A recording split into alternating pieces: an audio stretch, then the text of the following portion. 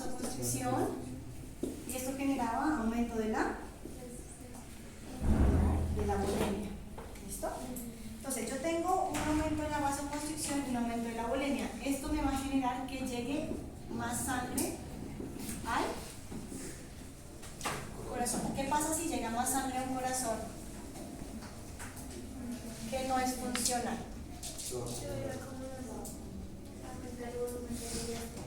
Aumenta el volumen diastólico y si no bombea bien, se acumula. ¿Y quién aumenta? El volumen. ¿Cuál es el volumen que queda después de la contracción? Telesistólico. Este volumen telesistólico empieza a aumentar, aumentar, ¿cierto? Y el corazón va a ser incapaz de sacarlo del ventrículo. ¿Qué va a pasar si esto continúa así? ¿Qué va a pasar con los sistemas de compensación? Sigue estimulando al simpático, sigue estimulando la renina, sigue habiendo más vasoconstricción, sigue habiendo más volemia. ¿Y qué pasa así si esto ocurre? ¿Se empieza? Una sobrecarga de sangre, o sea, de volumen. ¿Ok? Ahora sí, después de pasar por todos estos sistemas de compensación, miren que lo que está intentando hacer el cuerpo es compensar la pérdida de presión arterial. ¿Cómo lo está haciendo? Con sus vasoreceptores, ¿cierto?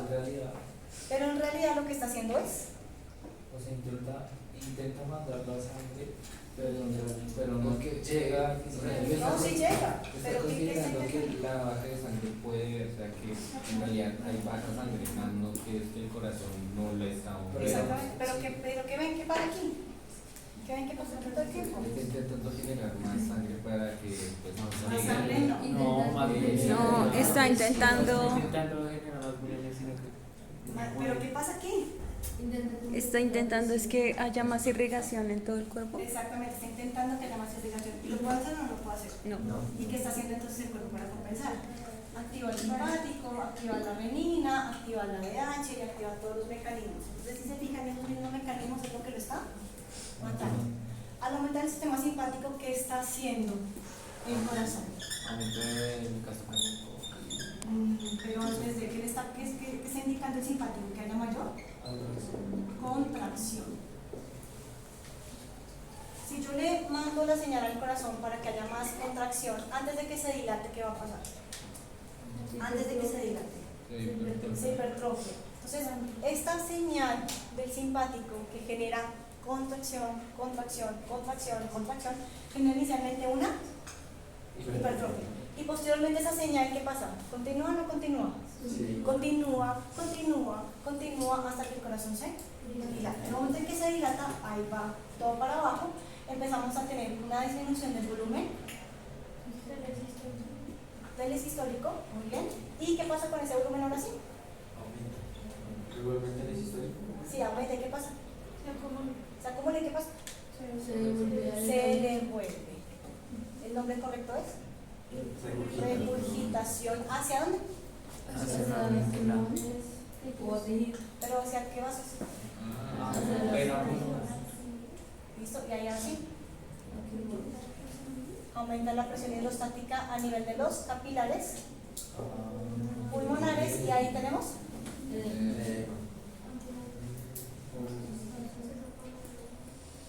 ¿qué pasa si sigue pasando ese ciclo de forma indefinida por siempre y para siempre? El paciente simplemente ¿Va a morir? Entonces, ¿qué hacemos nosotros? Le doy un beta bloqueador y le doy un inhibidor de la enzima convertidora de angiotensina, bloqueo las dos vías y de esa forma mitigo un poquito al corazón. Sí, o sea, ahí tocas mediar el sistema de Sí. regulación. Sí, hay que bloquearlo, o si no lo va a matar. Entonces no tengo cómo parar. Solo por lo que tú decías ahorita que tienen los sistemas. Sí. Sí. Pero digamos, en lo que se inhibe el sistema, a pesar de que el corazón pues, aún no está bombeando, ¿qué hace para que no se presenten necrosis en los ejes? No, lo que tú estás haciendo aquí es, al bloquear este sistema, lo que vas a hacer es disminuir el efecto que tiene de hipertrofia en el corazón y lo que vas a hacer aquí es disminuir la sobrecarga de volumen. ¿Cómo lo haces? Eliminando la cantidad de líquido que está llegando al corazón o de sangre mediante un hago que el paciente orine más, tenga menos volumen y el corazón se sobrecarga menos. Y teóricamente con esa menos sobrecarga, lo poco que funciona el corazón debería ser suficiente para garantizar el aporte de oxígeno a los tejidos. Si obviamente ese paciente no puede correr, no puede trotar, no puede subir escaleras, no puede hacer absolutamente nada. Profesor, beta bloqueadores Y inhibidores de la enzima convertidora. inhibidores de la enzima Los convertidora. ¿Listo? Y diuréticos. Y siempre estaría impotente. Generalmente sí. Y eso es un problema, ¿no? Sí, es una de las consecuencias que tenemos la hipotensión. Pero prefiero tenerlo hipotenso, el mantenimiento digo, que hipertenso igual. ¿Listo? Ok. ¿Qué era el otro hallazgo que tenía? Incremento persistente.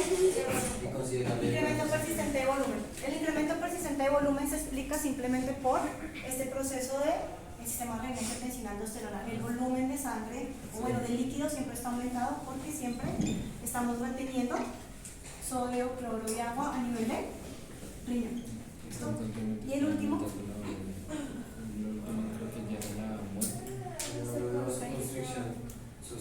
Vasoconstricción sostenida. ¿Para qué sería la vasoconstricción sostenida en un paciente con insuficiencia cardíaca? Para redirigir la sangre a los órganos vitales. Para redirigir la sangre a los órganos vitales. De estos mecanismos que están ahí, ¿quién media ese proceso de vasoconstricción periférica? El simpático. ¿Ok? Mediante receptor beta adrenérgico, alfa adrenérgicos 1 y 2. oídos. Ok. Entonces, ¿qué pasa aquí? Obviamente, nuestro corazón no puede garantizar el gasto cardíaco basal, ¿cierto? Ya vimos que no puede, es insuficiente, no lo puede hacer. Entonces se activa el simpático para que genere mediante sus receptores alfa un proceso de vasoconstricción periférica, principalmente para que llegue más sangre al corazón, cerebro y músculo y para que sacrifique órganos no vitales. Ahora vámonos con los órganos no vitales para entender un poquitico, porque esto es tan complejo con los pacientes humanos y perros y gatos y todo. ¿Qué pasa si yo tengo aquí mi nefrona y bloqueo el aporte de sangre de forma sostenida a ese ritmo? Vamos a poner un proceso de vasoconstricción. ¿Qué pasa si hay vasoconstricción a nivel de la arteriola aferente? No, pasa El agua no ha infiltrado. Sí, no va a poder filtrar la sangre, ¿no? Muy bien, compañera, por aquí. No ha infiltrado glomerular. Entonces, ustedes son muy jóvenes, seguramente en sus casas tienen café y esas cosas. Pero mi esposo es pastuso y pues obviamente a él le gusta el café de puncho, ese que toman colar y hace un montón de arreglos. El riñón funciona exactamente como ese sistema de filtración del café de puncho. Tú tienes un embudo donde le vas a colocar agua y dependiendo de la presión con la que esa agua llegue, esa agua se va a filtrar. El riñón funciona netamente por presión. Si no hay presión, como en el caso de un paciente con insuficiencia cardíaca, ¿qué pasa con esta sangre? Llega aquí, pero no tiene suficiente fuerza, por lo tanto la sangre no se filtra. ¿Y qué pasa si la sangre no se filtra? Trata de volverse, ¿no? Se acumulan más productos de desecho. Entonces en este caso tengo, no hay filtrado, disminuye la tasa de filtración glomerular y eso genera un aumento de sustancias en sangre. ¿Ok? Todo el tiempo, ustedes ahí sentados y yo aquí hablando, estamos produciendo productos de desecho. Los más clásicos de riñón son dos: urea y creatinina. ¿Listo? La creatinina se produce del músculo. Cada vez que tú caminas, cada vez que tú mueves un músculo, estás produciendo creatinina como producto de desecho. Y la urea es un producto del metabolismo de las proteínas. Cada vez que tú comes proteínas, produces urea. ¿Qué pasa? Si tengo un paciente que no puede garantizar el gasto cardíaco y genera que se libere el simpático, y el simpático genera vasoconstricción de órganos no vitales, y esa vasoconstricción no deja que la sangre llegue a la arteriola aferente y no filtre, esos productos de desecho se acumulan. ¿Listo? Esos productos de desecho, cuando se acumulan, ¿listo?, van a generar algunos signos clínicos, como por ejemplo úlceras, como por ejemplo vómito, como por ejemplo convulsiones. Ahora, ¿qué pasaba con la arteriola eferente? ¿De dónde salía esta arteriola eferente? ¿De dónde viene esa arteriola eferente? La que sale del glomérulo. ¿De dónde viene? Entonces tengo la arteriola eferente, llega aquí, se divide en los capilares glomerulares y nuevamente sale como arteriola eferente. Esto es un sistema cerrado. Esa arteriola eferente dijimos que irrigaba a los túbulos. ¿Qué pasa si no tengo suficiente presión, si la sangre no se está filtrando? ¿Qué pasa con la llegada de la sangre aquí arriba? ¿Llega o no llega? No llega. ¿Y qué pasa si no llega acá? ¿Tampoco llega? Acá. Esta sangre de acá transporta oxígeno y nutrientes. ¿A quién?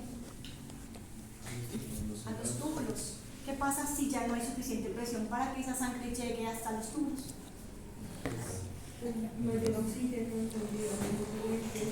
necrosis. Maten lo que es eso.